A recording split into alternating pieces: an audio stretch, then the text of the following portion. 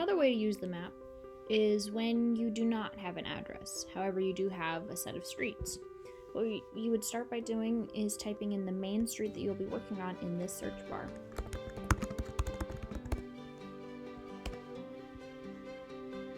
Now what you'll notice is it will not populate the map because it does not have enough information yet. What you need to make sure is that each one of these fields with an asterisk is filled out.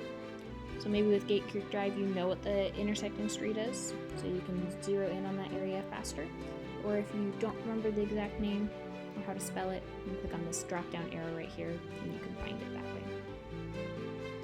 Once it loads, then you will need to validate the map just like before.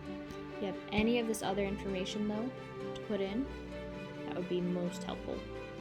What you will find when you get to this screen is that the map did not place me exactly where my work is going to be happening at. So I am going to need to use the pan tool and the zoom in and out tools in order to find my location. So if I'm on the map, it should automatically be set to pan around. If not, click on this hand. And what you can do is click and drag your way around until you find the right location. If it's still not working, if you're having a hard time seeing what you need to be seeing, you can use the zoom in tool to zoom in farther, or you can use the zoom out tool to zoom out, this minus sign down at the bottom, and you can pan to the location where your project will be.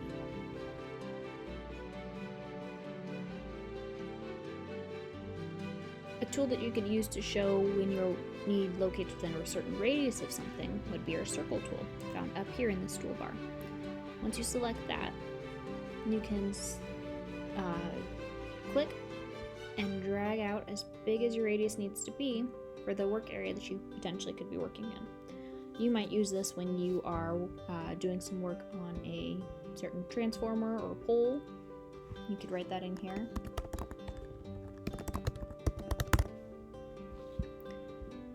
Or if you needed to work at a certain meter or working within a certain area around a key box.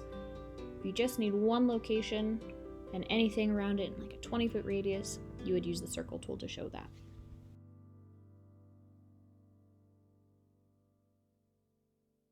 Another tool you might find yourself using would be the line tool to show when you are working on a specific line of something.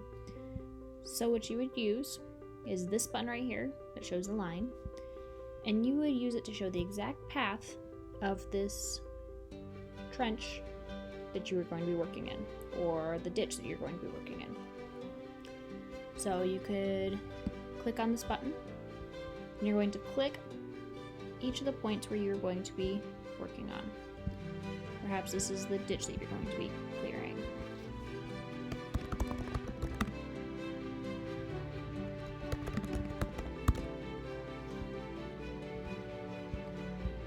Or maybe you're installing new service lines, new mains and new service lines here. So you can show the exact path of the main that you're going to be putting in.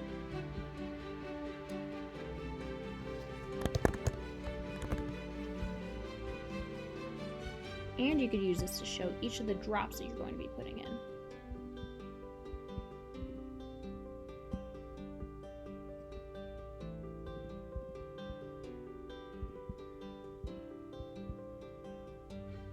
So that you can label those as well.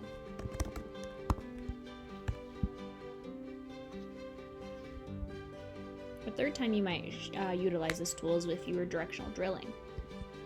Let's say you're going to be doing some directional drilling over here, and you're going to do a bore all the way across this line right here. You're going to click here, show where you're crossing the street, and then you can continue your line with the directional drill.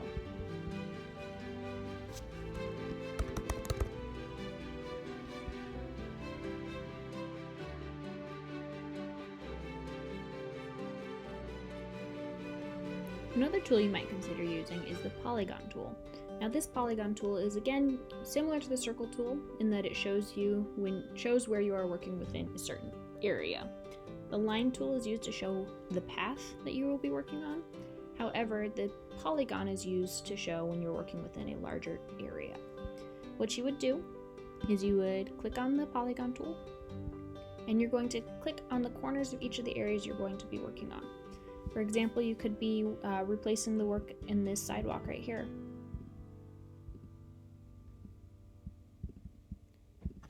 So you would use that to show the entire area of the sidewalk you're replacing.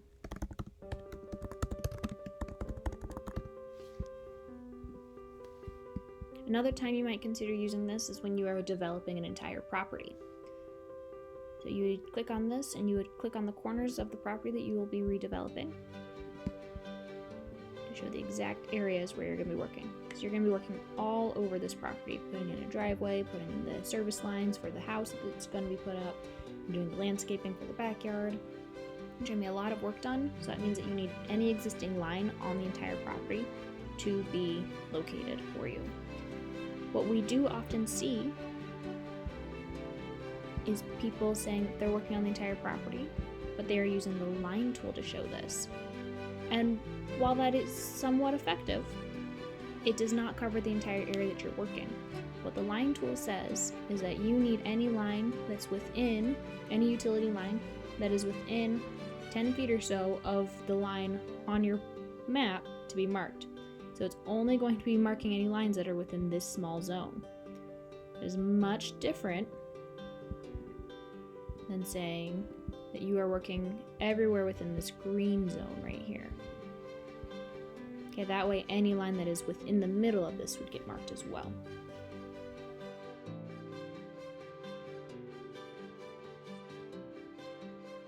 When you are finished and you're satisfied with the selection on your map, what you need to do is scroll down and use this button here to approve and attach the sketch. Remember, you do have to read this pop-up. Make sure that this is the area that you're actually working in and that there are no mistakes. If there are, you can hit your back arrow and it'll take you back to it. Or if you are satisfied with it, you can hit this OK button and it will allow you to go on. So let's say that was my mistake. I'm going to remove that and hit approve. Check it off. Okay.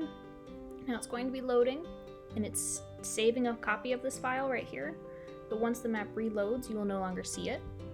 What you can do is scroll on down here to this zone right here and see the copy of your map that you attached.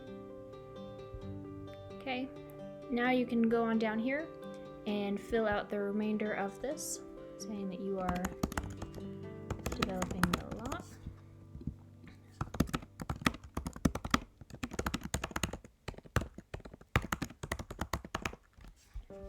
And fill out all of the applicable information so you can get it sent on.